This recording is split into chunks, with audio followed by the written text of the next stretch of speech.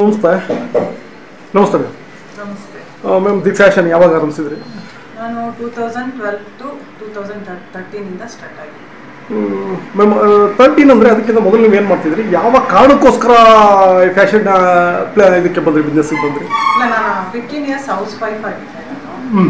ಆಮೇಲೆ ನಮ್ಮ ಅತ್ತೆ ನಾದಿನಿ ಎಲ್ಲ ಟೀಚರ್ ಆಗಿದ್ರು, ಅವರೆಲ್ಲ ದುಡಿತಾ ಇದ್ರು. ನಾನು ಮನೇಲೆ ಅಂದರೆ ಟೈಮ್ ಏನು ವೇಸ್ಟ್ ಮಾಡ್ತಿರ್ಲಿಲ್ಲ. ಈ ಕ್ರಾಫ್ಟು, ಪೇಂಟಿಂಗ್ಸು ಇದೆಲ್ಲ ಮಾಡ್ತಾ ಇದ್ದೆ. ಬಟ್ ನನ್ನ ಅತ್ತೆ ಮತ್ತು ನಾದಿನಿ ಟೀಚರ್ ಆಗಿ ದುಡಿತಾ ಇದ್ರು. ಅವರು ದುಡಿಯುವಾಗ ನನಗೆ ಆಸೆ ಆಗ್ತಾ ಇತ್ತು, ನಾನು ಸುಮ್ಮನೆ ಮನೇಲಿ ಇರ್ತೀನಲ್ಲ ಅಂತ.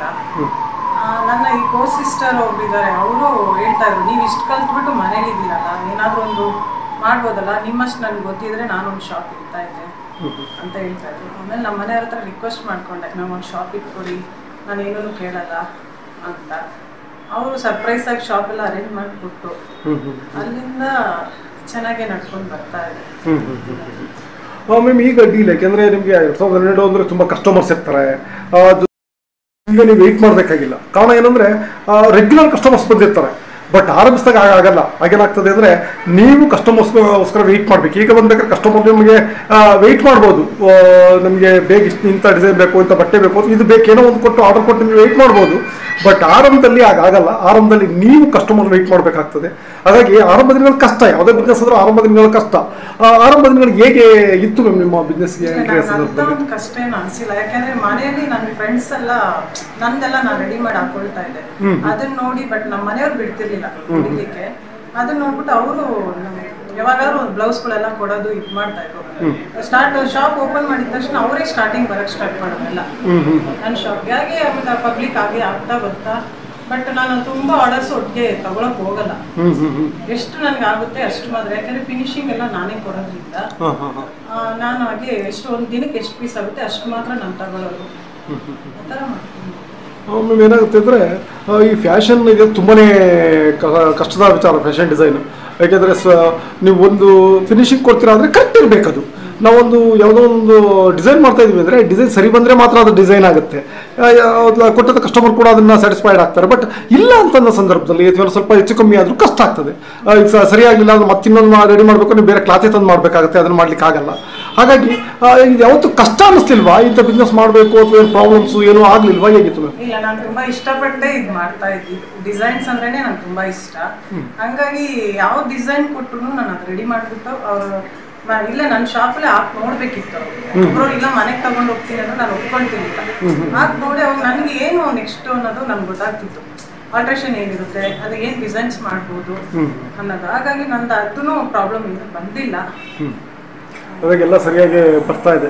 ನಾನು ಹೌಸ್ ವೈಫ್ ಆಗಿ ಈಗ ಸಾಮಾನ್ಯವಾಗಿ ಒಬ್ಬ ಬ್ಯಾಚುಲರ್ ಅಥವಾ ಯಾರೋ ಒಬ್ರು ಬಂದಿರಲಿ ಅಥವಾ ಗಂಡಸೋ ಮಾಡ್ತಕ್ಕಂಥ ಬಿಸ್ನೆಸ್ ಅಂದರೆ ಬೇರೆ. ಯಾಕೆಂದ್ರೆ ಮನೆಯಲ್ಲಿ ಹೆಂಡತಿ ಇರ್ತಾಳೆ ಅಥವಾ ಬ್ಯಾಚುಲರ್ ಆದರೆ ಅಮ್ಮ ಇರ್ತಾರೆ, ಏನೋ ಮ್ಯಾನೇಜ್ ಮಾಡ್ತಾರೆ ಅಂತ ಹೇಳ್ಬೋದು. ಬಟ್ ಇಲ್ಲಿ ಹೌಸ್ ವೈಫ್ ಬಂದಾಗ ಏನಾಗ್ತದೆ ಅಂದರೆ ಒಂದು ಮನೆ ಕಡೆ ನೋಡಬೇಕು, ಮನೆ ಕಡೆ ಕೂಡ ನೀವು ನೋಡ್ಕೋಬೇಕಾಗ್ತದೆ. ಮನೆಯಲ್ಲಿ ಗಂಡ ಮಕ್ಕಳು ಎಲ್ಲವನ್ನು ಮನೆಯ ಅಂತ ಎಲ್ಲ ಸಂಸಾರವನ್ನು ನೋಡಿ ನಂತರ ಬಂದು ಬಿಸ್ನೆಸ್ ಮಾಡಬೇಕು. ಹಾಗಾಗಿ ನಿಮ್ಮ ರೊಟೈನ್ ಬಗ್ಗೆ ನಾವು ಮಾತನಾಡೋದ್ರೆ ಹೇಗಿದೆ? ಇಲ್ಲ, ನಾನು ಬೆಳಿಗ್ಗೆ ಸ್ವಲ್ಪ ಬೇಗ ಎದ್ದೇಳ್ತಾ ಇದ್ದೆ. ಇದು ಮಗನ ಪುಟ್ಟೆ ಮಗ, ನನಗೆ ಅವನ್ನ ಸ್ಕೂಲಿಗೆ ಕಳಿಸ್ಬಿಟ್ಟು ಇಮಿಡಿಯೇಟ್ ಈ ಕಡೆ ಹೊರಟು ಬರ್ತಾ ಇದ್ದೆ. ಬಟ್ ಎಲ್ಲ ಹಸ್ಬೆಂಡು ಮಗ ಎಲ್ಲ ಅಡ್ಜಸ್ಟ್ ಮಾಡ್ಕೊಳ್ತಾ ಇದ್ರು. ತುಂಬಾನೇ ಇದು ಮಾಡ್ತಿದ್ರು ಪಾಪ. ನಾನು ಸಂಜೆ ಲೇಟ್ ಆದ್ರೆ ನನಗೆ ಫುಡ್ ಏನೋ ತಂದು ಕೊಡೋದಿಲ್ಲ, ಆ ಥರ ಎಲ್ಲ ತುಂಬಾನೇ ಅಡ್ಜಸ್ಟ್ಮೆಂಟ್ ಇತ್ತು ಮಾಡಿದ್ದಾರೆ. ಅದು ಯಾವತ್ತೂ ಕೂಡ ಫ್ಯಾಮಿಲಿಯಿಂದ ಯಾಕೆ ಬೇಕು? ಯಾಕೆಂದ್ರೆ ಹೆಣ್ಣು ಮಗಳು ಬಂದು ಬಿಸ್ನೆಸ್ ಮಾಡ್ತಾಳೆ ಅಂದಾಗ ಮೊದಲು ಬರ್ತಕ್ಕಂಥ ಕ್ವಶನ್ ಮಾರ್ಕ್ ಇದೆ ಎಲ್ರಿಗೂ. ಯಾಕೆ ಬೇಕು? ಆರಾಮಾಗಿರ್ಬೋದಲ್ಲ ಮನೆಯಲ್ಲಿ, ದುಡಿಲಿಕ್ಕೆ ಗಂಡ ಅಥವಾ ಅತ್ತೆ ಮಾವ ಪ್ರಾಪರ್ಟಿ ಏನಾದ್ರು ಎಕ್ಸೈಸ್ ಏನೆಲ್ಲ ಇರ್ತದೆ, ಅದನ್ನ ಅನುಭವಿಸ್ಕೊಂಡು ಆರಾಮ ಇರ್ಬೋದಲ್ಲ. ಈ ಪ್ರಶ್ನೆ ಖಂಡಿತವಾಗಲು ಪ್ರತಿಯೊಂದು ಫ್ಯಾಮಿಲಿಯಲ್ಲಿ, ನಿಮ್ದು ಅಂದ್ರೆ ಯಾವುದೇ ಫ್ಯಾಮಿಲಿಗೆ ಹೋದ್ರೂ ಕೂಡ ಇಂಥ ಪ್ರಶ್ನೆಗಳಿರ್ತವೆ. ಹೆಣ್ಮಕ್ಳು ಬಿಸ್ನೆಸ್ ಆರಂಭಿಸ್ತಾರೆ ಅಂದ್ರೆ. ಸೊ ಇಲ್ಲ, ನನಗೆ ಫ್ಯಾಮಿಲಿ, ನಮ್ಮ ಹಸ್ಬೆಂಡ್ ಫ್ಯಾಮಿಲಿ ಎಲ್ಲರನ್ನೂ ದುಡಿಯೋರೆ ಲೇಡೀಸ್. ನಮ್ಮ ಅತ್ತೆ ಟೀಚರು, ನನ್ನ ನಾದಿನಿ ಟೀಚರ್ ಆಗಿರೋ, ಮತ್ತೆ ನನ್ನ ಅತ್ತೆದು ತಂಗಿನೂ ಟೀಚರು. ಹಂಗಾಗಿ ನಾನು ಒಬ್ಳೆ ಮನೇಲಿರೋ ನನಗೆ ಬೇಜಾರಾಗ್ತಾ ಇತ್ತು. ಯಾರು ಕೂಡ ಪ್ರಶ್ನೆ ಮಾಡಲಿಲ್ಲ. ಇಲ್ಲ, ನಮ್ಮ ಅತ್ತೆನೂ ಹೇಳ್ತಾ ಇದ್ರು, ಶಾಪ್ ಇಡೋ, ನೀನು ಇಷ್ಟು ಹೊಲಿ, ಇಷ್ಟು ಅಂದ್ರೆ ಫಿನಿಶಿಂಗ್ ಅವರು ಹಾಕುವಾಗೆಲ್ಲ ಅವರು ಹೇಳ್ತಾ ಇದ್ರು, ಶಾಪ್ ಇಡು, ನೀನು ಏನಾದ್ರು ಒಂದು ಮಾಡು. ಅವ್ರಿಗೆ ನಾವು ದುಡಿಯೋದು ಇಷ್ಟ ಇತ್ತು, ಏನಾದ್ರು ಹೆಣ್ಮಕ್ಳು ಮಾಡಬೇಕು ಅಂತ. ಹಾಗಾಗಿ ಸೊ ಏನೋ ಅಂತ ಸಮಸ್ಯೆ ಬರಲಿಲ್ಲ. ಸಮಸ್ಯೆ ಬಂದಿಲ್ಲ. ನನ್ನ ತಾಯಿ ಮನೇಲೂ ಅಷ್ಟೇ, ಅಮ್ಮ ಇದನ್ನ ಒಂದು ಹಾಬಿಗೋಸ್ಕರ ಇದು ಮಾಡಿದ್ರು. ಬಟ್ ನನ್ನ ಸಿಸ್ಟರ್ಗೆ ಇದು ಲೈಫ್ ಆಗೇ ಬಂತು, ದುಡಿಲೇಬೇಕಿತ್ತು ಅವ್ರಿಗೆ. ಹಾಗೆ ನಾನು ಏನೋ ಒಂದು ಆಟ ಆಡೋದು ಕಲ್ತ್ಕೊಂಡಂಗೆ ಕಲ್ತ್ಕೊಂಡು, ಬಟ್ ಅದು ನನಗೆ ಇವತ್ತು ಇಲ್ಲಿ ತನಕ ತಂದು ನಿಲ್ಲಿಸ್ತದೆ ನನ್ನ. ಹೌದು, ಒಂದು ಉದ್ಯಮವನ್ನು ಆರಂಭಿಸೋ ಮಟ್ಟಕ್ಕೆ ಬೆಳೆದು ನಿಂತಿದ್ದೀರಿ ಅಫ್ಕೋರ್ಸ್. ಆಮೇಲೆ ನಂತರ ಇನ್ನೊಂದು ಏನಾಗ್ತದೆ ಅಂದರೆ, ಇಲ್ಲಿ ಬಂದಾಗ ಕಸ್ಟಮರ್ಗಳು ಅಂದರೆ ಈಗ ಎಲ್ಲ ಕಸ್ಟಮರ್ ಒಂದೇ ರೀತಿ ಬರಲಿಕ್ಕಿಲ್ಲ. ನನಗೆ ತಿಳಿದಾಗಿ ಯಾವುದೇ ಬಿಸ್ನೆಸ್ ಆಗಿರ್ಬೋದು, XYZ ನಿಮ್ಮದು ಅಂತಲ್ಲ, ಎಲ್ಲಿ ಕಸ್ಟಮರ್ಗಳಾಗಿರ್ತಾರೆ ಅಂದರೆ ಒಬ್ಬರು ನೀವು ಹೇಳಿದಾಗ ಕೇಳ್ತಾರೆ, ಅವ್ರಿಗೆ ಯಾವುದೇ ನೀವು ಯಾವ ಡಿಸೈನ್ ಕೊಡ್ತೀರಾ ಡಿಸೈನ್ ಒಪ್ಕೊಂಡು ಒಂದು ಒಳ್ಳೆ ಡಿಸೈನ್ ಮಾಡ್ಕೊಡಿ ಅಂತ ಹೇಳಿ ಹೋಗ್ತಾರೆ. ಇನ್ನು ಕೆಲವರು ಬರ್ತಾರೆ ತುಂಬ ತಿಳಿದಿರ್ತಾರೆ, ಅವರು ನಿಮ್ಗೆ ಏನು ತೊಂದರೆ ಕೊಡಲ್ಲ, ಅವ್ರು ಮೊದಲು ಅವರೇ ಡಿಸೈನ್ ಹೇಳ್ತಾರೆ ನಂಗೆ ಈ ಡಿಸೈನಲ್ಲೇ ಬೇಕು ಅಂತ. ಆದರೆ ಈ ಎರಡರ ಮಧ್ಯೆ ಒಬ್ಬರು ಬರ್ತಾರೆ, ಏನಂತಂದ್ರೆ ಆ ಕಡೆ ಅವರು ಡಿಸೈನ್ ಗೊತ್ತಿರಲ್ಲ, ಈ ಕಡೆ ನೀವು ಹೇಳೋದನ್ನು ಒಪ್ಪಲ್ಲ. ಅವರ ವಾದ ವಿವಾದಗಳ ನಡುವೆ ನೀವು ಅವರಿಗೆ ತುಂಬಾ ಕನ್ವಿನ್ಸ್ ಮಾಡಿ ಅವ್ರನ್ನ ಒಪ್ಪಿಸಿ ನಂತರ ಇದು ಮಾಡ್ಬೇಕಾಗುತ್ತೆ. ಸೊ ಅಂತ ಕಸ್ಟಮರ್ಗಳು ಬಂದ್ರೆ, ಇನ್ ಕೇಸ್ ಬಂದ್ರೆ ಯಾವ ತರ ಒಳ್ಳೊಳ್ಳೆ ಡಿಸೈನ್ಸ್ ಕೊಡ್ತಾರೆ, ನಾವೆಲ್ಲ ರೆಡಿ ಮಾಡಿರ್ತೀವಿ, ಇದೇ ಸೇಮ್ ಡಿಸೈನ್ ಬೇಕು ಅಂತ ಹೇಳಿರ್ತಾರೆ, ನಾವೆಲ್ಲ ರೆಡಿ ಆದ್ಮೇಲೆ ರೇಟ್ ಜಾಸ್ತಿ ಈ ತರ ಎಲ್ಲ ಹೇಳ್ತಾರೆ. ಆಮೇಲೆ ನಾನು ಎಕ್ಸ್ಪ್ಲೈನ್ ಮಾಡ್ತೀನಿ ಇದ್ರದ್ದು ಏನೇನು ಕೆಲಸಗಳಿದೆ ಅನ್ನೋದೆಲ್ಲ, ಆಮೇಲೆ ಒಪ್ಕೊಂಡು ಹೋಗ್ತಾರೆ. ಏನಂತ ವಿವಾದಗಳಾಗಲ್ಲ, ಸಮಸ್ಯೆಗಳಾಗಲ್ಲ. ನನಗೆ ತೊಂದರೆ ಆಗಿಲ್ಲ. ಮ್ಯಾಮ್ ನಂತರ ಇನ್ನೊಂದೇನಾದ್ರೆ ನಿಮ್ಮಲ್ಲಿ ಎಂಬ್ರಾಯ್ಡರಿ ಬೇರೆ ಬೇರೆ ಎಲ್ಲ ಬರುತ್ತೆ. ಸೊ ನಿಮ್ಮಲ್ಲಿ ಎಂಬ್ರಾಯ್ಡರಿ ಕೋರ್ಸ್ ಇದೆಯಾ, ಅಥವಾ ಬರೀ ಕೇವಲ ಕಟ್ಟಿಂಗು ಸ್ಟಿಚಿಂಗ್ ಇಷ್ಟನಾ, ಅಥವಾ ಎಂಬ್ರಾಯ್ಡರಿ ಅಂತ ಮಾಡ್ತೀರಾ? ಯಾಕೆಂದ್ರೆ ಮಹಿಳೆಯರಿಗೆ ಇದು ಹೆಚ್ಚು, ಐ ಥಿಂಕ್ ನಾನು ಭಾವಿಸ್ತೇನೆ ಮಹಿಳೆಯರ ಇದನ್ನು ಹೆಚ್ಚು ಸ್ಟಿಚ್ ಮಾಡ್ತೀರಾ ಅಂತ. ಸೊ ಹಾಗಾಗಿ ಕೇಳ್ತಿದ್ದೇನೆ, ಎಂಬ್ರಾಯ್ಡರಿ ತುಂಬ ಮಹಿಳೆಯರಿಗೆ ಅವರ ಪ್ರತಿಯೊಂದು ಮೇಲೆ ಎಂಬ್ರಾಯ್ಡರಿಯನ್ನು ಇಷ್ಟಪಡ್ತಕ್ಕಂಥದ್ದು ಮಹಿಳೆಯರು. ಸೊ ನೀವು ಕೂಡ ಮಹಿಳೆಯರಾಗಿ ಹೇಗೆ ಮ್ಯಾಮ್? ಇಲ್ಲ, ಮದುವೆ ಹುಡುಗಿರದ್ದು ಆರ್ಡರ್ ಅಂದ್ರೆ ಫುಲ್ ವರ್ಕ್ದೇ ಇರುತ್ತೆ, ಹ್ಯಾಂಡ್ ವರ್ಕ್, ಮೆಷಿನ್ ವರ್ಕ್ಸ್ ಆಗ್ಬಿಟ್ಟು. ನಾನು ಇಲ್ಲಿಗೆ ಕುಶಾನಗರ್ ಕೊಡಕ್ ಹೋಗಲ್ಲ, ಆಲ್ಮೋಸ್ಟ್ ಎಲ್ಲ ನನ್ನ ಸಿಸ್ಟರ್ ಮಾಡ್ತಾ ಇದ್ದಾಳಲ್ವಾ, ಅಲ್ಲಿ ವರ್ಕರ್ಸ್ ಇದ್ದಾರೆ, ಹಾಗಾಗಿ ಅಲ್ಲಿಗೆ ಕಳ್ಸಿಬಿಡೋದು. ಮತ್ತೆ ಬೆಂಗಳೂರಲ್ಲಿ ಅಲ್ಲಿ ತುಂಬಾ ಚೆನ್ನಾಗಿ ಫಿನಿಶಿಂಗ್ ಇರುತ್ತೆ, ಹಾಗಾಗಿ ಅಲ್ಲಿ ಕಳ್ಸಿ ಬಸ್ಸಲ್ಲಿ ಹಾಕ್ತೀನಿ, ಒಂದೊಂದ್ ದಿನ ಕೊರಿಯರ್ ಮಾಡ್ತೀನಿ, ಇಲ್ಲಾಂದ್ರೆ ಅವರೇ ಬರ್ತಾರೆ ತಗೊಂಡು ಹೋಗಕ್ಕೆ. ಒಂದು 10-15 ಬ್ಲೌಸ್ ಆದ್ರೆ ಬಂದ್ಬಿಟ್ಟು ತಗೊಂಡು ಹೋಗ್ತಾರೆ. ಹಾಗಾಗಿ ವರ್ಕರ್ಸ್ ಅದೇ ಇದು ಮದುವೆದು ತುಂಬಾನೇ ಆರ್ಡರ್ ಸಿಗುತ್ತೆ ನನಗೆ, ಮದುವೆ ಅಡ್ರೆಸ್ಗಳು. ಮ್ಯಾಮ್ ಇನ್ನೊಂದೇನೆಂದರೆ, ಇಂಥ ಉದ್ಯಮ ಅಂದ ತಕ್ಷಣ ಮತ್ತೆ ಒಂದು ಹೆಜ್ಜೆ ಮುಂದಕ್ಕೆ ಹೋಗ್ತಕ್ಕಂಥದ್ದು ಇರುತ್ತೆ. ಈಗೆಲ್ಲ ಏನಾಗಿದೆ, ಮೊದಲೆಲ್ಲ ಹೇಗೆ ಕೇವಲ ಕೊಟ್ಟ ಬಟ್ಟೆಯನ್ನು ಒರೆಯೋದು ಅಷ್ಟೇ ಇದ್ದಿತ್ತು, ಹೊರಗಡೆ ಬಟ್ಟೆ ಅಂತ ಕೊಟ್ಟರೆ ಅದನ್ನು ಸ್ಟಿಚ್ ಮಾಡಿ ಮನೆಗೆ ಕೊಡ್ತಾ ಇದ್ರು. ಬಟ್ ಈಗ ಏನಾಗಿದೆ ಅಂದರೆ, ಅದು ಡೆವಲಪ್ ಆಗಿದೆ, ನಿಮ್ಮ ಉದ್ಯಮ ಡೆವಲಪ್ ಆಗಿದೆ.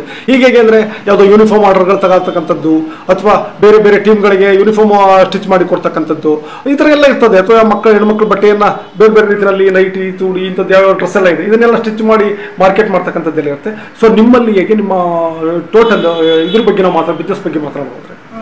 ಇಲ್ಲ, ನಾನು ಅದು ಯೂನಿಫಾರ್ಮ್ ಎಲ್ಲ ನಾನು ಆರ್ಡರ್ ತಗೊಳ್ತಾ ಇಲ್ಲ, ಯಾಕಂದ್ರೆ ಇದಕ್ಕೆ ನನ್ನ ಟೈಮ್ ಸಾಕಾಗ್ತಾ ಇಲ್ಲ.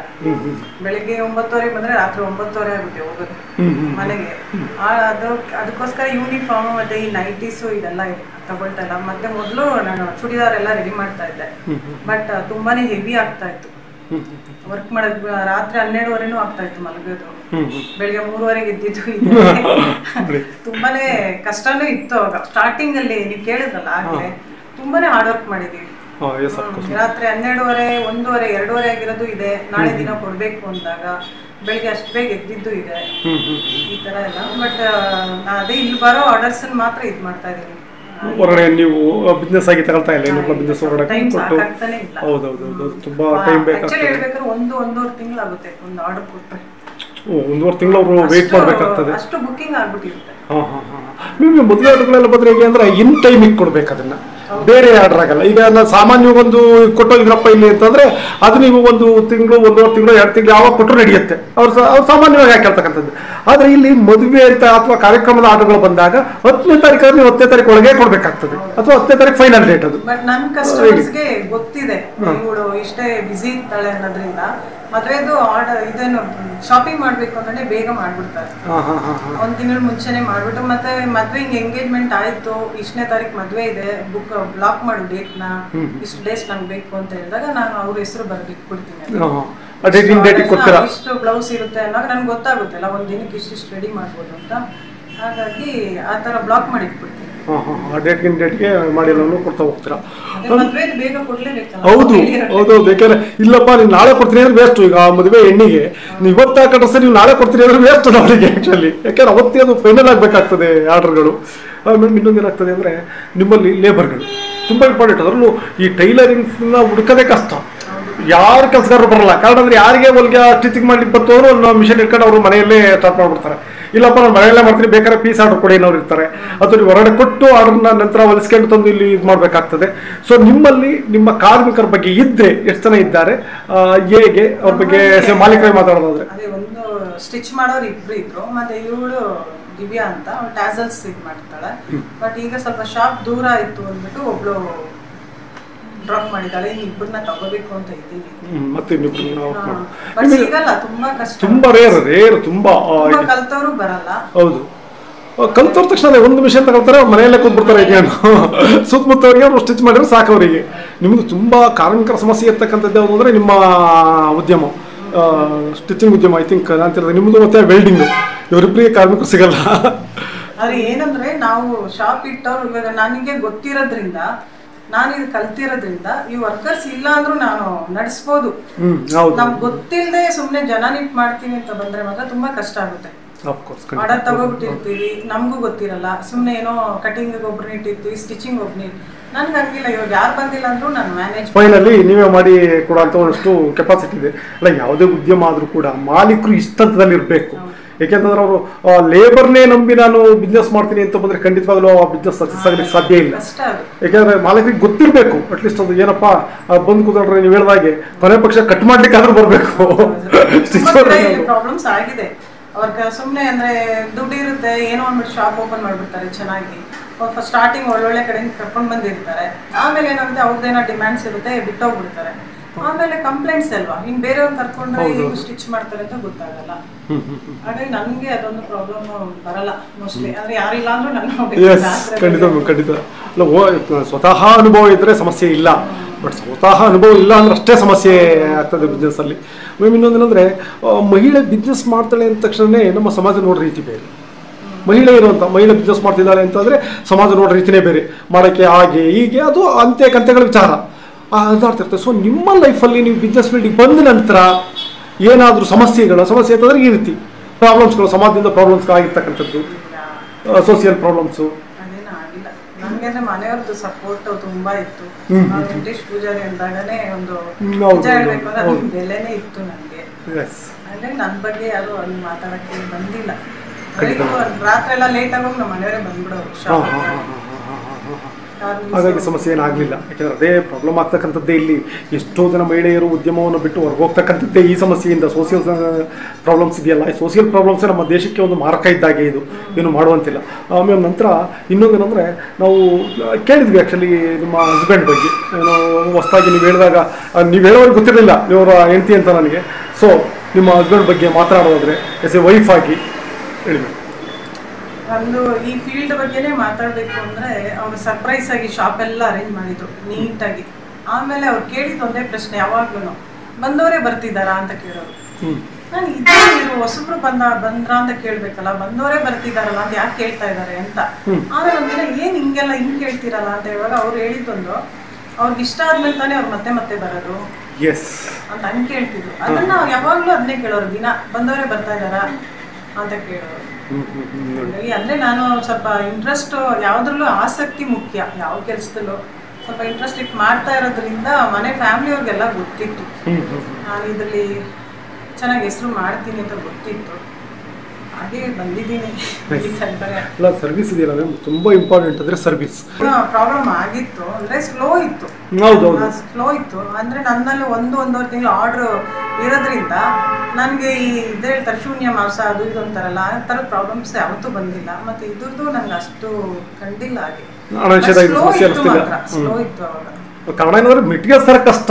ಬೇರೆಯವರು ಯಾಕೆಂದ್ರೆ ಅಮೌಂಟ್ ಕೊಡಬೇಕು, ಹಳೆ ನೋಟ್ಗಳು ನಮ್ದು ಹೋಗಲ್ಲ, ಮತ್ತೆ ಬ್ಯಾಂಕ್ ಎಕ್ಸ್ಚೇಂಜ್ ಮಾಡ್ಕೊ ಬರ್ಬೇಕು. ಅದನ್ನ ಎಕ್ಸ್ಚೇಂಜ್ ಒಂದ್ ದಿವಸ ಬೇಕಲ್ಲಿ ಎಕ್ಸ್ಚೇಂಜ್ ಮಾಡ್ಕೊಂಡು ಹೊರಗಡೆ ಬರೋಕ್ಕೆ ಎಲ್ಲ ಸಮಸ್ಯೆ. ಈ ಸಣ್ಣ ಪುಟ್ಟ ಉದ್ಯಮಿಗಳಿಗೆ, ದೊಡ್ಡವರಿಗೆ ಸಮಸ್ಯೆ ಆಗಲಿಲ್ಲ. ಅದು ಹೌದು, ಖಂಡಿತ ತೊಂದರೆ ಆಯ್ತು ನಿಮ್ಮ ಸಂದರ್ಭದಲ್ಲಿ. ಸಣ್ಣ ಪುಟ್ಟ ಉದ್ಯಮಿಗಳಿಗೆ ತೊಂದರೆ ಆಯ್ತು. ನೋಡಿ 2016, 2018 GST ಬಂತು, 2 ವರ್ಷ ಗ್ಯಾಪು. ನಂತರ 2019-20 ಕೊರೋನಾ ಲಾಕ್ಡೌನ್ ಆಗುತ್ತೆ. ಇದು ತುಂಬಾನೇ, ಅದು ನಿಮ್ಮ ಉದ್ಯಮಕ್ಕೆ ತುಂಬಾ ಹೊರತ ಕೊಡ್ತು ಅಂತ ಕೇಳಿದ್ದೇನೆ ನಾನು. ಸೊ ಹೇಗಿತ್ತು ಆ ಸಂದರ್ಭ, ನೀವು ನೆನಪು ಮಾಡ್ಕೊಂಡು? ನನಗೆ ತುಂಬಾ ಕರಾಳವಾಗೇ ಇತ್ತು. ಯಾಕೆ ಅಂತ ಹೇಳಿದ್ರೆ ಮಗನ ಹೈಯರ್ ಎಜುಕೇಶನ್ ಅಂದ್ಬಿಟ್ಟು ನಾನು ಶಾಪ್ ಕ್ಲೋಸ್ ಮಾಡ್ಬಿಟ್ಟು ಬ್ಯಾಂಗ್ಳೂರ್ ಹೋಗಿದ್ದೆ ಅವ್ನ ಜೊತೆಲೆ. ಅಂದ್ರೆ ಇಂಜಿನಿಯರಿಂಗ್ ತಗೊಂಡಿದ್ದ. ಏನು ಫಿಲ್ಮ್ ಫೀಲ್ಡ್ಗೆ ಹೋಗ್ಬೇಕು ಅಂತ ಡ್ರಾಪ್ ಮಾಡ್ಬಿಟ್ಟ. ಒಬ್ಬನೇ ಮಗ ಅಂದ್ಬಿಟ್ಟು ನಾನೇ ಶಿಫ್ಟ್ ಆದ ಎಲ್ಲಿಂದ ಅಲ್ಲಿಗೆ. ಅದೇನಾಯ್ತು, 1 year ಏನೋ ಆಯ್ತು. ಅಷ್ಟರೊಳಗಡೆ ನನ್ನ ಮಗನಿಗೆ ಒಂದು ಆಕ್ಸಿಡೆಂಟ್, ಮೇಜರ್ ಆಕ್ಸಿಡೆಂಟ್ ಆಯಿತು. ಕಾರು ಲಾರಿ ಇದಾಗಿ ಅದು ಆಪರೇಷನ್ ಆಗಿ ಹೊರಗಡೆ ಬರೋಷ್ಟೊತ್ತಿಗೆ ಲಾಕ್ಡೌನ್.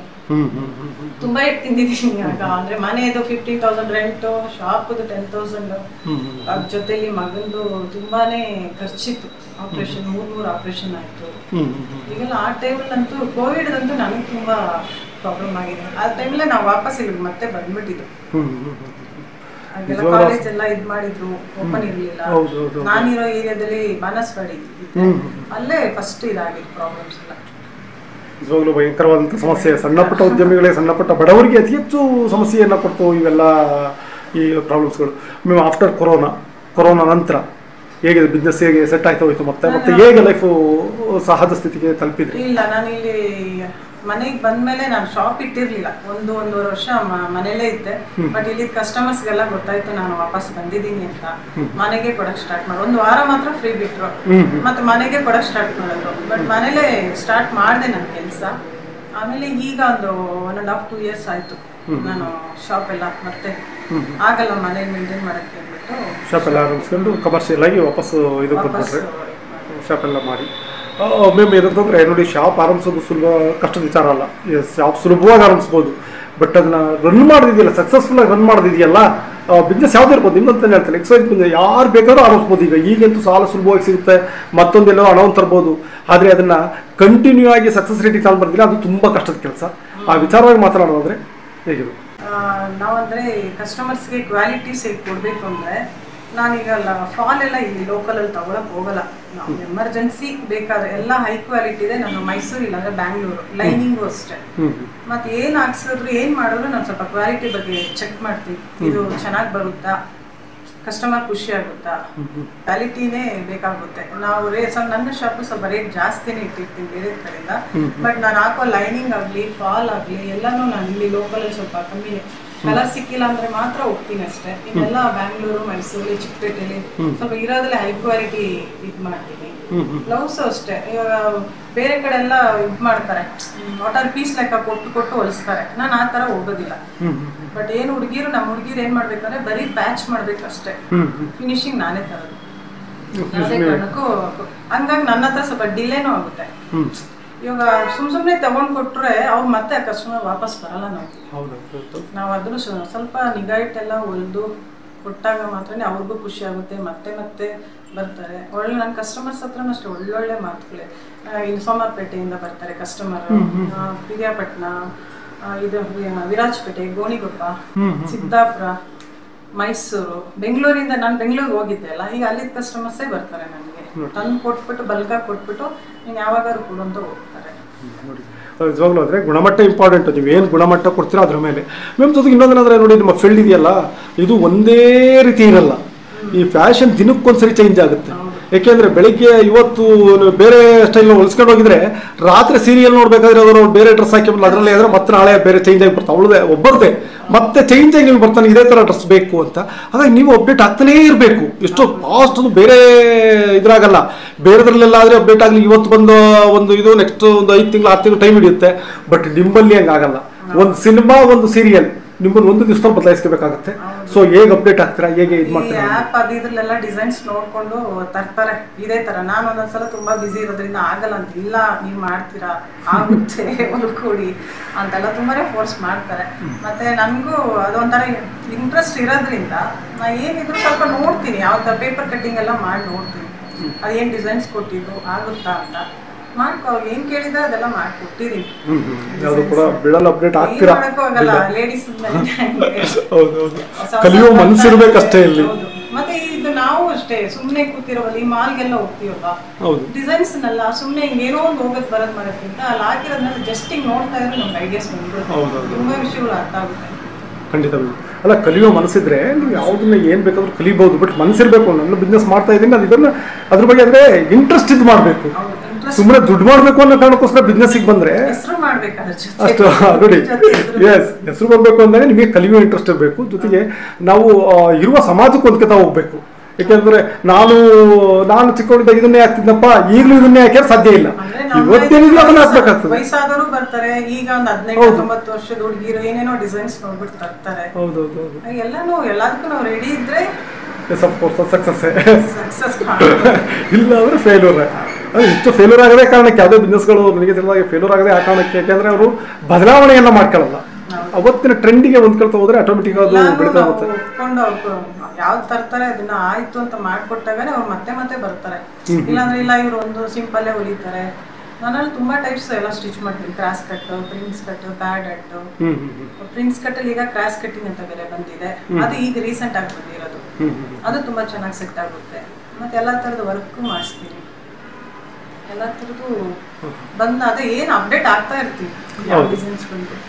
ಖಂಡಿತ ಮ್ಯಾಮ್, ಯಾಕೆಂದರೆ ಅಪ್ಡೇಟ್ಸ್ ಆದಾಗಲೇ ನೀವು ನಾನಿಲ್ಲಿ ಬರ್ಲಿಕ್ಕೆ ಸಾಧ್ಯ ಆಗ್ತಿರಲಿಲ್ಲ ಮ್ಯಾಮ್. ಮತ್ತು ಇನ್ನೊಂದೇನಂತಂದರೆ, ಸೊ ಇಲ್ಲಿಗೆ ಗ್ರಾಹಕರು ಎಷ್ಟು ಧೈರ್ಯವಾಗಿ ಬರ್ಬೋದು, ಇಲ್ಲಿ ಬಂದಂಥ ನನ್ನ ಎಲ್ಲ ಟ್ರೆಂಡ್ ಸಿಗುತ್ತೆ ಇಲ್ಲಿ ಅಂತ ಎಷ್ಟು ಧೈರ್ಯವಾಗಿ ಬಂದು ನಿಮ್ಮಲ್ಲಿ ಭೇಟಿ ಆಗ್ಬೋದು ನಿಮ್ಮನ್ನು? ಧೈರ್ಯವಾಗಿ ಅಂದರೆ ಇವಾಗ ಒಂದೊಂದು ಸ್ಯಾರಿ 35,000 ಎಲ್ಲ ಇರುತ್ತೆ. ಈಗ ರೀಸೆಂಟಾಗೆ ನಮಗೆ ಒಂದು ಮದುವೆದ ಆರ್ಡರು, ಒಂದೊಂದು ಸೀರೆ 35, 25, 28,000, 40,000 ಹೀಗೆ ಬಲ್ಕ್ ಆಗಿ 15-16 ಸೀರೆ ಕೊಟ್ಬಿಟ್ಟು ಆರಾಮಾಗಿ ನಾನೇ ಯೋಚನೆ ಮಾಡ್ತೀನಿ. ನಾನು ಪಿನ್ನು ಮಾಡ್ಕೊಡೋದಿಲ್ಲ, ಅಷ್ಟು ನನ್ನ ನಂಬ್ತಾರೆ. ನೋಡಿ ಏನು ಇವಾಗ ಬೇರೆ ಕಡೆ ಎಲ್ಲ ಪಿನ್ ಮಾಡೋದು ಅದು ಇದೆ, ಇಷ್ಟು ಸೀರೆ ಅಂದ್ಬಿಟ್ಟು ಹೋಗ್ತಾ ಇರ್ತಾರೆ. ನಾವು ಬಟ್ ಅದನ್ನ ಅಷ್ಟೇ ಕೇರ್ ಮಾಡ್ತೀವಿ. ಫೋಲ್ಡಿಂಗ್ಸ್ ಎಲ್ಲ ಹಾಳಾಗದೆ ಇರಂಗೆ, ಒಂದು ಫಾಲ್ ಹಾಕಿದ್ರು ನೀಟ್ ಫೋಲ್ಡಿಂಗ್ ಮಾಡ್ಬಿಟ್ಟು ಸೇಮ್ ಬಾಕ್ಸಲ್ಲಿ ಹೆಂಗಿತ್ತು ಅದೇ ತರ ಮಾಡಿ ಇಟ್ಬಿಡ್ತೀವಿ. ಅದು ಸುಮಾರು ಕಸ್ಟಮರ್ಗೆ ತುಂಬಾ ಖುಷಿ ಆಗುತ್ತೆ, ಹೇಳ್ತಾರೆ ಫೋಲ್ಡಿಂಗ್ ಹಾಳು ಮಾಡಲ್ಲ ಹಾಗೆ ಇರುತ್ತೆ. ಇನ್ನೊಂದು ದೊಡ್ಡ ಸಮಸ್ಯೆ ಏನಂದರೆ, ಈ ಫ್ಯಾಷನ್ ಜಗತ್ತೇ ಹಾಗೆ ಅಂತ ನಾನು ಭಾವಿಸ್ತೇನೆ. ಯಾಕೆಂತಂದರೆ ರೈಟು ಹಾಗೆ ಅದು ಡಿಫ್ರೆನ್ಸ್ ಆಗ್ತಾ ಇರ್ತದೆ. ಯಾಕೆಂದರೆ ಒಂದೊಂದು ಫ್ಯಾಷನ್ಗೆ ಒಂದೊಂದು ರೈಟ್ ಆಗ್ತದೆ. ಅವ್ರು ಹೇಳಿದಂಥ ಸ್ಟಿಚ್ ಮಾಡಲಿಕ್ಕೆ ಅಥವಾ ಎಂಬ್ರಾಯ್ಡರಿ ವರ್ಕು ಬೇರೆ ಬೇರೆ ಎಲ್ಲ ಬರುತ್ತೆ ಇದರಲ್ಲಿ. ಇದೆಲ್ಲ ಬಂದಾಗ ಆ ಬೆಲೆ ಅದೇ ರೀತಿ ಬೆಳೀತಾ ಹೋಗುತ್ತೆ ಮೇಲಕ್ಕೆ. ಅವ್ರು ಏನೆಲ್ಲ ವರ್ಕ್ ಜಾಸ್ತಿ ಮಾಡ್ತಾರೋ ಅಷ್ಟು ಕೂಡ ರೈಟ್ ಜಾಸ್ತಿ ಆಗ್ತಾ ಹೋಗುತ್ತೆ. ಸೊ ಈಗ ಕೊಡಬೇಕಾದ್ರೆ ಕೊಟ್ಟು ಹೋಗ್ತಾರೆ, ಸಮಸ್ಯೆ ಇಲ್ಲ. ಅಡ್ವಾನ್ಸ್ ಕೊಟ್ಬಿಟ್ಟು ಸರಿ ಮಾಡಿ ಅಂತ ಹೇಳ್ಬಿಟ್ಟು ಹೋಗ್ಬಿಡ್ತಾರೆ. ಬಟ್ ನನಗೆ ತಿಳಿದಾಗಿ ವಾಪಸ್ ತಗೋಬೇಕಾದ್ರೆ ರೈಟ್ ಕೇಳಿದಾಗ ಅವ್ರಿಗೂ ಸರಿ ಭಯ ಆಗ್ಬೋದು. ಓ ಇಷ್ಟೆಲ್ಲ ಕೊಡ್ಬೇಕಾ ಹೇಗೆ ಇರ್ತವೆ ಅನ್ನೋದು. ಅಂದ್ರೆ ನಮ್ಮ ಆರ್ಡರ್ ಕೊಡುವಾಗ ಖುಷಿನ ಕೊಟ್ಟಿರ್ತಾರೆ. ಬಿಲ್ಲಿಂಗ್ ಟೈಮ್ಲಿ ಸ್ವಲ್ಪ ಫೇಸ್ ಎಲ್ಲ ಇದ್ ಮಾಡ್ಕೋಬೇಕು, ಅವ್ರಿಗೂ ಗೊತ್ತಿರಲ್ಲ. ಬಟ್ ನಾವೇನ್ ಮಾಡಕ್ ಹೋಗಲ್ಲ. ಇವಾಗ ಬೇರೆ ಪ್ಲೈನ್ ಬ್ಲೌಸ್ ಎಲ್ಲ 2-3 ಬ್ಲೌಸ್ ಹೊಲಿಯೋ ಟೈಮು ಡಿಸೈನ್ ಬ್ಲೌಸ್ ಬಿಟ್ಬಿಡುತ್ತೆ. ನಮ್ಗೆ ಆ ಪ್ಲೈನ್ ಬ್ಲೌಸ್ ಇಲ್ಲಿ ಇವಾಗ ಆ ರೇಟ್ಗೂ ಒಂದು ಇದ್ ಕಂಪೇರ್ ಮಾಡಕ್ ನೋಡ್ರೆ ನಮ್ಗೆ ಇದು ಲಾಸೇ. ಒಂದು ಹೇಳ್ಬೇಕು ಅಂದ್ರೆ ಪ್ಲೈನ್ ಬ್ಲೌಸ್ ಅಲ್ಲಿ ತುಂಬಾನೇ ನಾವು ಒಂದೊಂದರ ಹಾಕ್ಬಿಡೋದು ಸ್ಲೋ ಆಗ್ಬಿಡುತ್ತೆ ಕೆಲಸ, ತುಂಬಾ ಸ್ಲೋ ಡ್ರಾಪ್ ಆಗುತ್ತೆ ಅಲ್ಲಲ್ಲ ಡಿಸೈನ್ಸ್ ಮಾಡಕ್ಕೆ. ಅದ್ರ ಮೇಲೆ ನಾವು ರೇಟನ್ನ ಇದು ಮಾಡ್ತೀವಿ. ಅದು ಒಂದೊಂದು ಕಸ್ಟಮರ್ಗೆ ಅರ್ಥ ಆಗುತ್ತೆ. ಬಟ್ ಏನ್ ಹೇಳಿದ್ರು ಅವ್ರು ಹಾಕಿ ಅಲ್ಲಿ ನೋಡುವಾಗ ಫಿಟ್ಟಿಂಗ್ ಸಿಕ್ತು ಅಂದ್ರೆ ಖುಷಿಗೆ ಹೋಗ್ಬಿಡ್ತಾರೆ. ಖಂಡಿತ ಅದು ಫೈನಲಿ ಒಳ್ಳೆ ಫಿಟ್ಟಿಂಗ್ ಸಿಗುತ್ತಲ್ಲ, ಅದಾಕೋ ಒಂಥರ ಖುಷಿಯಿಂದ. ಮ್ಯಾಮ್, ನಿಮ್ಗೆ ಇಷ್ಟು ವರ್ಷ ಎಕ್ಸ್ಪೀರಿಯನ್ಸ್ ಅಲ್ಲಿ ನಿಮ್ಮ ಯಾಕೆಂದ್ರೆ ಇಲ್ಲಿ ತುಂಬ ಕಸ್ಟಮರ್ ನೋಡಿರ್ತೀರ ನೀವು, ತುಂಬ ಜನ ಹೇಳಲಿಕ್ಕಾಗಲ್ಲ, ಲೆಕ್ಕ ಮಾಡ್ಲಿಕ್ಕೆ ಕಷ್ಟ ಆಗ್ತದೆ ಐ ಥಿಂಕ್. ಸೊ ಆರಂಭದ ಕಸ್ಟಮರ್ ಒಬ್ರು ಇರ್ತಾರೆ, ಒಬ್ರು ಇರ್ತಾರೆ. ಮೊದಲು ಬಂದು ನಿಮ್ಗೆ ಸ್ಟಿಚ್ ಮಾಡಿಸ್ತವ್ರು, ಅವರೊಬ್ರು ನೆನಪಲ್ಲಿ ಉಳಿದುತ್ತಾರೆ ಅಂತ ಅನ್ಕೋತೇನೆ. ಸೊ ಹಾಗಾಗಿ ನಿಮ್ಮ ಮೊದಲ ಕಸ್ಟಮರ್ ಬಗ್ಗೆ ನಾವು ಮಾತನಾಡ್ಬೋದು, ಯಾರು ಅಂತ ನೆನಪು ಮಾಡ್ಕೊಳಕ್ಕೆ ಸಾಧ್ಯ ಆದ್ರೆ? ಮೊದಲು ಅಂದ್ರೆ ನಮ್ಮ ಫ್ರೆಂಡ್ಸ್, ನಾವು ಕ್ಲಬ್ ಇರೋದ್ರಿಂದ ಅವ್ರಿಗೆಲ್ಲ ಗೊತ್ತಿತ್ತು. ಹಂಗಾಗಿ ಶಾಲಿನಿ ಅಂತ ಎಲ್ಲ ಇದ್ದಾರೆ. ಅವರು ನಮ್ಮಮ್ಮ ಓಪನಿಂಗ್ ಟೈಮಲ್ಲಿ ಬಂದಿದ್ರು, ಹೇಳೋರು ಅಮ್ಮ ಈಗ ಇವಳು ನಮ್ಮನ್ನ ನೋಡ್ತಾ ಇದ್ದಾಳೆ, ಆಮೇಲೆ ನಾವು ಇವಳು ಅಂತ ಅದೊಂದು ಹೇಳಿದ್ರು. ಯಾವಾಗಲೂ ಅಮ್ಮನಿಗೂ ನೆನಪಿದೆ, ನಮ್ಮ ತಾಯಿನೂ ಹೇಳ್ತಾ ಇರ್ತಾರೆ ಶಾಲಿಂಗ್ ಹೇಳಿದ್ರಲ್ಲ ಅಂದ್ಬಿಟ್ಟು. ಆಮೇಲೆ ಅಂದ್ರೆ ಬಿಸಿ ಆಗ್ತಾಳೆ, ಆಮೇಲೆ ನಾವು ಕಣ್ಣೆ ಕಾಣಲ್ಲ ಅಂತ ಇದು ಮಾಡ್ತಾ ಇದ್ದೀವಿ. ಮ್ಯಾಮ್, ನಂತರ ಇನ್ನೊಂದೇನಂತಂದರೆ ನಿಮ್ಮ ವೈಯಕ್ತಿಕ ವಿಚಾರ ನಾನು ಮಾತನಾಡೋದಾದ್ರೆ, ನೀವು ಹುಟ್ಟಿದ್ದು ಬೆಳೆದಿದ್ದು, ನೀವು ಕಲಿತ ಶಾಲೆ, ನಿಮ್ಮ ಅಪ್ಪ ಅಮ್ಮನ ಬಗ್ಗೆ ಸ್ವಲ್ಪ ಮಾತಾಡ್ಬೋದಾ? ನಾನು ಹುಟ್ಟಿದ್ದು ಬೆಳೆದಿದ್ದೆಲ್ಲ ಬ್ಯಾಂಗ್ಳೂರು. ತಂದೆ ಎಸ್ಕಾರ್ಟ್ ಕಂಪ್ನಿಲಿ ಕೆಲಸ ಮಾಡ್ತಾಯಿದ್ರು, ಆಮೇಲೆ ಓನಾಗಿ ಇದು ಮಾಡ್ತಾಯಿದ್ರು. ಅಮ್ಮ ಹೌಸ್ ವೈಫ್. ಅಮ್ಮ ಆ್ಯಕ್ಚುಲಿ ನಾವೆಲ್ಲ ಇವತ್ತು ಹಿಂಗೆ ಇದ್ದೀವಿ, ನಾನು ನಮ್ಮ ಅಕ್ಕ ಎಲ್ಲ ಇವಾಗ ನೋಡಿ ತುಂಬ ಎಷ್ಟೆಷ್ಟು ಓದಿರ್ತಾರೆ. ಅವ್ರು ಏನು ದುಡಿತಾ ಇದ್ದಾರೆ ನಾನು ಹೇಳೋದು. ನಾವು ಇವಾಗ ಕೂತ್ಕೊಂಡೋದ್ರೆ ಹಟ್ಟಕ್ಕೆ ಕೂತ್ಕೊಂಡೋದ್ರೆ ಹೊಲಿಲೇಬೇಕು ಅಂತ 1 ಮಂತ್ಗೆ ಬೇಕಾದ್ರೆ 1 lakh ಮೇಲೆ ದುಡ್ಕೋಬೋದು ನಾವು. ನೋಡಿ ಪ್ಯಾಡೆಡ್ ಬ್ಲೌಸ್ಗೆಲ್ಲ ಒಂದೊಂದಕ್ಕೆ 850 ಎಲ್ಲ ಇರುತ್ತೆ. ಈಗೂ ಮಾಡ್ಕೋಬೋದು ನಾವು. ನಮ್ಮ ತಾಯಿ ನಿಜ ಹೇಳ್ಬೇಕಂದ್ರೆ ನಾನು ತುಂಬಾನೇ ನಮ್ಮ ತಾಯಿನ ಯೋಚನೆ ಮಾಡ್ತೀನಿ, ನಮ್ಮ ಅಕ್ಕಗೂ ಹೇಳ್ತಾ ಇರ್ತೀನಿ. ನಾವು ಇವತ್ತು ಇದೀವಿ ಅನ್ನೋದು ಕಾರಣ ಅಮ್ಮನೇ. ಯಾಕಂದ್ರೆ ನಂಗೆ ಮದುವೆ ಆಗಿದೆ 18 ವಯಸ್ಸಿಗೆ, ಅಪ್ಪ ತೀರ್ಕೊಬಿಟ್ರು ಅಂತ. ಆ ವಯಸ್ಸು ಮದುವೆ ಆಯಿತು. ಅವಾಗ ಎಷ್ಟು ಓದಿರಕ್ಕೆ, ಸೆಕೆಂಡ್ PUC ಓದಿದ್ದೆ ನಾನು. ಒಂದು ರಿಸಲ್ಟ್ ಬರೋಕ್ಕೆ ಮುಂಚೆ ಎಂಗೇಜ್ಮೆಂಟ್ ಆಗಿತ್ತು, ಆಮೇಲೆ ಮದುವೆನೂ ಆಯಿತು. ಇದು ಹೀಗೆ ಕಲ್ತಿದ್ದು ಇದನ್ನೆಲ್ಲ. ಅಮ್ಮನಿಗೆ ತುಂಬ ಇಂಟ್ರೆಸ್ಟ್, ತುಂಬ ಡಿಸೈನ್ಸ್ ಮಾಡೋದು. ಹಾಗಾಗಿ ಇದೆಲ್ಲ ನಮಗೊಂದು ಅಮ್ಮನ ಗಿಫ್ಟ್. ನಾವು ಈಗ ಇದ್ದೀವಿ ಅಂದರೆ ಅದು ಅಮ್ಮನೇ ಕಾರಣ. ಮ್ಯಾಮ್, ನಂತರ ಇನ್ನೊಂದೇನಂತಂದರೆ, ಅಲ್ಲಿಂದ ನೀವು ಆಫ್ಟರ್ ಮ್ಯಾರೇಜಿಗೆ ಬರ್ತೀರಾ, ಗಂಡನ ಮನೆಗೆ ಬರ್ತೀರಾ. ಗಂಡನ ಮನೆಗೆ ಬಂದಾಗ ಅಲ್ಲಿ ಹೊಸ ಸಂಬಂಧಗಳ ಆರಂಭ ಆಯ್ತದೆ. ಯಾವುದೇ ಹೆಣ್ಮಗು ಇರ್ಬೋದು, ಇಲ್ಲಿ ಒಂದು ಸಂಬಂಧ ಇರುತ್ತೆ, ಮತ್ತು ಅಲ್ಲಿ ಹೋದಾಗ ಹೊಸ ಸಂಬಂಧಗಳು ಬರ್ತವೆ. ಜೊತೆಯಲ್ಲಿ ತುಂಬ ಇದೆಲ್ಲ ಇರ್ತದೆ. ಬದಲಾವಣೆ ಆಗಬೇಕು, ಮನಸ್ಸನ್ನು ಬದಲಾವಣೆ ಮಾಡ್ಕೋಬೇಕು. 2 ಮೂರನೇದು, ಅಲ್ಲಿ ಹೇಗೆ ನಾನು ಫ್ಯಾಮಿಲಿ ಒಳಗೆ ಇದ್ನೋ ಅದೇ ರೀತಿ ಇಲ್ಲೊಂದು ಫ್ಯಾಮಿಲಿ ಬಂದಿರುತ್ತೆ. ಆ ಫ್ಯಾಮಿಲಿ ಅಲ್ಲಿ ಅಕ್ಕ ತಂಗಿ ಜೊತೆ ಹೊಂದಾಣಿಕೆ ಮಾಡ್ಕೊಂಡಂಗೆ ಇಲ್ಲಿ ಅವರ ಅಕ್ಕ ತಂಗಿ ಜೊತೆನೋ ಅಣ್ಣ ತಮ್ಮ ಜೊತೆ ಹೊಂದಾಣಿಕೆ ಮಾಡ್ಕೋಬೇಕು. ಸೊ ಹೇಗಿತ್ತು ನಿಮ್ಮ ಲೈಫ್? ನನ್ನ ಲೈಫ್ ಹೇಗಂದ್ರೆ, ನಮ್ಮ ತಾಯಿ ಕಡೆ ಫ್ಯಾಮಿಲಿ ನಾನೇ ತುಂಬಾ ಚಿಕ್ಕವಳು. ಅಂದ್ರೆ ನಮ್ಮ ಹುಡುಗಿರ್ಲೆ ನಾನು ಲಾಸ್ಟ್. ಇಲ್ಲಿ ಏನಾಯ್ತು ಅಂದ್ರೆ, ಅತ್ತೆ ಮನೆಯಲ್ಲಿ ನಮ್ಮ ಮನೆಯವರೇ ದೊಡ್ಡವರು, ನಮ್ಮ ಮಾವ ದೊಡ್ಡವರು, ದೊಡ್ಡವರು. ಆ ಮದ್ವೆ ಟೈಮಲ್ಲಿ ನಿಲ್ಸ್ಬಿಟ್ಟು ಎಲ್ಲ ಮಕ್ಕಳೆಲ್ಲ ಬಂದ್ ಕಾಲಿಗೆ ನನ್ಗೆ ಏನೇನಪ್ಪ ಇದು ಅಂತ ಅನಿಸ್ತಾ ಇತ್ತು. ಏನ್ ಇಷ್ಟೊಂದು ಜವಾಬ್ದಾರಿನ, ಸ್ವಲ್ಪ ಕಷ್ಟ ಆಯ್ತು ಸ್ಟಾರ್ಟಿಂಗು. ನನಗೂ ಅಷ್ಟೊಂದು ಇದಿರ್ಲಿಲ್ಲ, ಜವಾಬ್ದಾರಿಗಳು ಇರ್ಲಿಲ್ಲ. ಹಂಗೆ ಸ್ವಲ್ಪ ಕಷ್ಟ ಪಟ್ಟಿದೀನಿ, ಇಲ್ಲ ಅಂತ ಇಲ್ಲ. ಸೊ ಅತ್ತೆ ಮಾವನ ಬಗ್ಗೆ ಸ್ವಲ್ಪ ಗೊತ್ತಿರ್ಲಿಲ್ಲ. ಇಲ್ಲ, ಮಾವ ಅಂತೂ ತುಂಬಾ ಒಳ್ಳೆಯವರು, ಬಟ್ ಈಗ ಇಲ್ಲ ಅವರು. ಅತ್ತೇನು ಅಷ್ಟೇ ಟೀಚರ್ ಆಗಿದ್ರು. ಅವರಿಂದ ನನ್ಗೇನು ಯಾರಿಂದ ಫ್ಯಾಮಿಲಿ ತೊಂದರೆ ಆಗಿಲ್ಲ. ಮಾಡ್ಕೊಳ್ಳೋ ಕಷ್ಟ ಆಯ್ತು ಅಂತ. ಮಕ್ಕಳ ಬುದ್ಧಿ ಇತ್ತು. ಇಲ್ಲಿ ಸ್ವಲ್ಪ ದೊಡ್ಡದಾಗಿ ಅಂದ್ರೆ ದೊಡ್ಡ ಸೊಸೆ ಅಥವಾ ಒಂಥರ ಜವಾಬ್ದಾರಿಗಳು ಜಾಸ್ತಿ, ಅಡ್ಗೆ ಕರೆಕ್ಟ್ ಬರ್ತಿರ್ಲಿಲ್ಲ. ಅವಾಗೆಲ್ಲ ಸ್ವಲ್ಪ ಅಡ್ಜಸ್ಟ್ ಮಾಡ್ಕೊಳಕ್ಕೆ ಎಲ್ಲ ಹೆಣ್ಮಕ್ಳಿಗೂ ಕಷ್ಟ ಆಗುತ್ತೆ. ಆಮೇಲೆ ನೀವು ಮೊದಲೇ ಹೇಳ್ತಾ ಇದ್ರಿ, ನಮ್ಮ ಅತ್ತೆ ಯಾವ್ದಾದ್ರು ಒಂದು ಮಾಡಿ ನೀನು ಅಂತ ಹೇಳ್ತಾ ಇದ್ರು, ಇಷ್ಟೆಲ್ಲ ಹೊಲಿತೀಯಾ ಕಲ್ತಿದ್ದೀಯಾ ಅಂತ. ಸೊ ಆ ಸಂದರ್ಭದಲ್ಲಿ ನಿಮಗೆ ಏನು ಅನ್ನಿಸ್ತಾ ಇತ್ತು? ಯಾಕೆಂತಂದರೆ ನೀವು ಸ್ಟಿಚ್ ಕಲ್ತಿದ್ರಿ, ಸೊ ಮನೆಯಲ್ಲೇ ಸ್ಟಿಚ್ ಮಾಡ್ತಾ ಇರ್ತೀರ, ಅತ್ತೆ ನಾದಿನಿ ಬೇರೆ ಬೇರೆ ವರ್ಕ್ ಮಾಡ್ತಿರ್ತಾರೆ. ಆ ಸಂದರ್ಭದಲ್ಲಿ ಅತ್ತೆ ನೀವು ಬೇರೆ ಮಾಡಿ ಅಂತ ಸಂದರ್ಭದಲ್ಲಿ ಹೇಗಿತ್ತು? ಇಲ್ಲ, ಖುಷಿ ಆಗ್ತಾ ಇತ್ತು. ಅಂದ್ರೆ ಆ ದುಡ್ಡೆಲ್ಲ ನಮ್ಗೇನೆ ಅವ್ರೇನ್ ತಗೊಳ್ತಾ ಇರ್ಲಿಲ್ಲ. ನಾವೇನು ಇವಾಗ ಅವರೇ ಏನಾದ್ರು ತಂದು ಕೊಡೋರು, ಅವ್ರ ಟೀಚರ್ಸ್ ಎಲ್ಲ ತಂದು ಕೊಡೋರು. ಮತ್ತೆ ಎಷ್ಟು ದುಡ್ಡಿದೆ ಅಷ್ಟು ನಮ್ ಕೈಗೆ ಕೊಟ್ಬಿಟ್ಬಿಡ್ತಿದ್ರು. ಆಗ ನಮ್ ದುಡ್ಡು ಬರುವಾಗ ಎಲ್ಲ ಖುಷಿನೇ ಆಗುತ್ತೆ ಅಲ್ವಾ. ಅಂದ್ರೆ ನಾವು ದುಡ್ಡಿದೀವಿ ಅಂದ್ರೆ ಇವಾಗ ಬೇರೆ ಈಗ 15 years ನಾನು ಮನೇಲಿದ್ದೆ ಅಂತ ಹೇಳ್ತಲ್ಲ, ನಾನು ಅವಾಗ ನಮ್ಮ ಮನೆಯವ್ರನ್ನೇ ವೇಟ್ ಮಾಡ್ಬೇಕಿತ್ತು ದುಡ್ಡಿಗೆ. ನಾವು ದುಡ್ದಾಗ ನಮ್ ದುಡ್ಡು ನಮ್ ಕೈಲಿ ಇರುತ್ತೆ. ಹಾಗಾಗಿ ಅದು ಹೆಣ್ಮಕ್ಳು ನಿಜವಾಗ್ಲೂ ಹೇಳ್ತೀನಿ, ದುಡಿಬೇಕು. ಎಲ್ಲ ಹೆಣ್ಮಕ್ಳು ಏನಾದ್ರೂ ಒಂದು ಮಾಡ್ಬೇಕು. ನೀವು ಇನ್ನೊಂದೇನೆಂದರೆ, ನಿಮ್ಮ ಹಸ್ಬೆಂಡ್ ತಿರುಗಾಗೆ ಸೋಷಿಯಲ್ ವರ್ಕು, ಸಮಾಜ ಸೇವೆ ಅಲ್ಲಿ ಇಲ್ಲಿ ಸುತ್ತೋದು ಜಾಸ್ತಿ ಅಂತ ಕೇಳಿದ್ದೆ. ಐ ಥಿಂಕ್ ರಕ್ಷಣಾ ವೇದಿಕೆ ಅಂತಂತ ಅಲ್ಲಿ ಗುರುತಿಸ್ಕೊಂಡಿದ್ದವರು. ಸೊ ಹೇಗಿತ್ತು? ಹೇಗೆ? ಯಾಕೆಂದರೆ ಈಗ ಸೋಷಿಯಲ್ ವರ್ಕ್ ಅಂದರೆ ಹೇಳಲಿಕ್ಕಾಗಲ್ಲ. ಯಾವುದೋ ಒಂದು ಹೋರಾಟನ ಎಲ್ಲೋ ಹೋಗ್ತಾರೆ, ಯಾವಾಗಲೂ ಬರ್ತಾರೆ, ಅವ್ರು ಮೀಟ್ ಮಾಡಬೇಕು, ಒಂದು ಕಡೆ ಇದಿರ್ತದೆ. ಬಗ್ಗೆ ಸ್ವಲ್ಪ ಹೇಳೋದಾದ್ರೆ. ಇಲ್ಲ ಅಂದ್ರೆ, ಅವರು ರಕ್ಷಣಾ ವೇದಿಕೆಯಲ್ಲಿ ಸೇರಿದಾಗ ನಾನು ಇಲ್ಲಿ ಸ್ವಲ್ಪ ಬ್ಯುಸಿನೇ ಇರ್ತಿದ್ದೆ. ನಂದು ಬೆಳಗ್ಗೆಯಿಂದ ಸಂಜೆ ತನಕ ನಾನು ಬ್ಯುಸಿ. ಅವ್ರದ್ದೇ ಇದ್ದಿಲ್ಲ, ಅವ್ರು ಬ್ಯುಸಿ ಇದ್ರು. ಸಂಜೆ ಸೇರ್ಕೊಳ್ತಿದ್ದೋ ಮನೆಗೆ. ಹಾಗಾಗಿ ನನ್ಗೆ ಅವರು ಇದರಿಂದ ನಮ್ಗೇನು ವೇಟ್ ಮಾಡ್ಬೇಕು ಅನ್ನಿಸ್ಲೇ ಇಲ್ಲ, ಕಷ್ಟ ಇಲ್ಲ. ಇಲ್ಲ, ಅವ್ರು ಸ್ವಲ್ಪ ಹಂಗೇನು ರಾತ್ರಿ ಎಲ್ಲ ಇಲ್ಲೆಲ್ಲ ಹೋಗೋದು ಮಾಡ್ತಿರ್ಲಿಲ್ಲ. ಏನಾದ್ರು ಒಂದೊಂದ್ ದಿನ ದೂರ ಅದು ಇದು ಪ್ರತಿಭಟನೆ ಅದು ಇದು ಇತ್ತು ಅಂದ್ರೆ ಒಂದಿನ ಹೋಗೋರು ಬರೋರು. ನಂದಂದ್ರೆ ಇಲ್ಲಿ ವರ್ಕ್ ಲೋಡ್ ಇರೋದ್ರಿಂದ ನಮ್ಗೆ ಅಂತ ಗೊತ್ತೇ